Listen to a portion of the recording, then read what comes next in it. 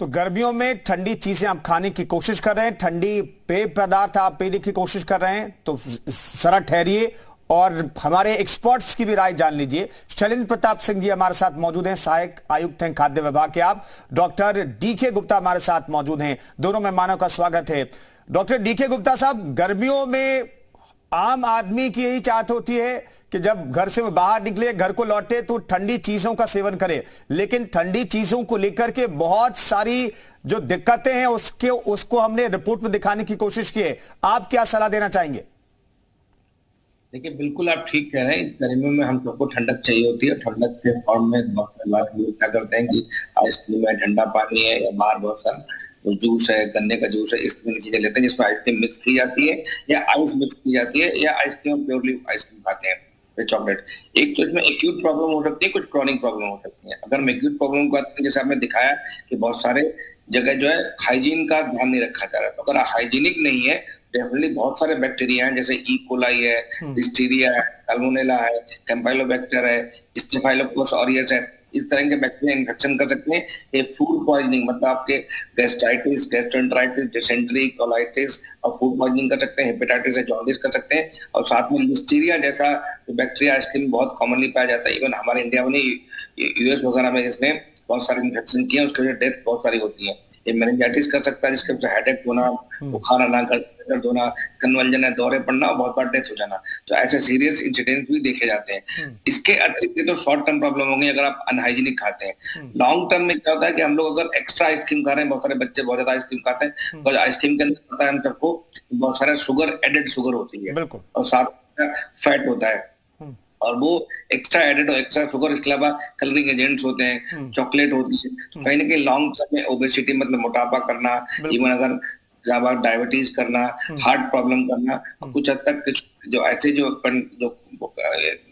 पदार्थ होते हैं इसके अंदर, कई बार कैंसर भी कर सकते हैं। तो कहीं ना कहीं शॉर्ट टर्म और लॉन्ग टर्म दोनों इसके हानिकारक वो है, इसका हमें ध्यान रखना चाहिए। और डेफिनेटली जब भी आइसक्रीम पहली बार तो खाने से बचें, हफ्ते में 1-2 बार खाना चाहिए। और दूसरी बात, जब खाते हैं तो ध्यान रखें हाइजीनिक हो, जहां से खरीद रहे हैं क्वालिटी और बिल्कुल को प्रूवन हो तभी खाएं, अन्यथा ना खाएं। और लॉन्ग टर्म में तो लंबे समय तक लंबी मात्रा में या बड़ी मात्रा में आइसक्रीम खाना बिल्कुल ही हमारे लिए हानिकारक है, और हम इसकी बिल्कुल सुझाव नहीं देते कि आप लोग खाने चाहिए। ठीक है शैलेंद्र प्रताप जी, किस तरीके से खाद्य विभाग एक्टिव रहता है खासतौर पर गर्मियों के दिनों में ठंडे पेय पदार्थ को लेकर के, आइसक्रीम को लेकर के, और बर्फ जमा करके जिस तरीके से नॉर्मल वाटर को आप बर्फ में तब्दील करते हैं और वो तमाम जगहों पर सप्लाई की जाती है, और हम कई बार जूस के साथ उस बर्फ का सेवन कर रहे होते हैं, और कई बार वो जूस जो है आम लोगों की सेहत के लिए उल्टा साबित हो जाता है।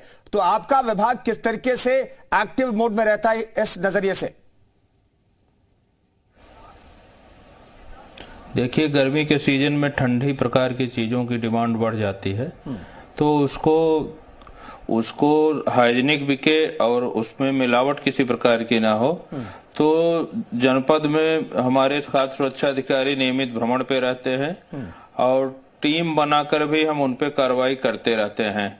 इसके अलावा हम लोगों को जन जागरूकता कार्यक्रम भी चलता है, जिसमें आम जनमानस को जागरूक किया जाता है कि वे कैसे इस तरह की चीज़ों का उपयोग करें, कैसे इनमें यदि कोई मिलावट हो तो उसकी पहचान करें, और किस प्रकार से हम एक संतुलित आहार की ओर अपने को बढ़ा सकते हैं।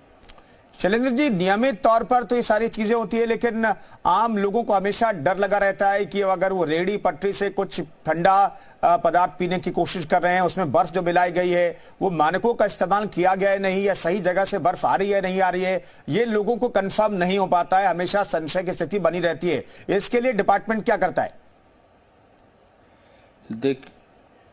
देखिए, जो बर्फ की मैन्युफैक्चरिंग यूनिट है, वहाँ पानी की जांच हमारे यहाँ विभाग द्वारा कराई जाती है, और जो भी लाइसेंस प्राप्त संस्थाएं हैं जो बर्फ के मैन्युफैक्चरिंग में लगी हैं, उनके पानी की जांच बायोलॉजिकल, केमिकल दोनों की जाती है।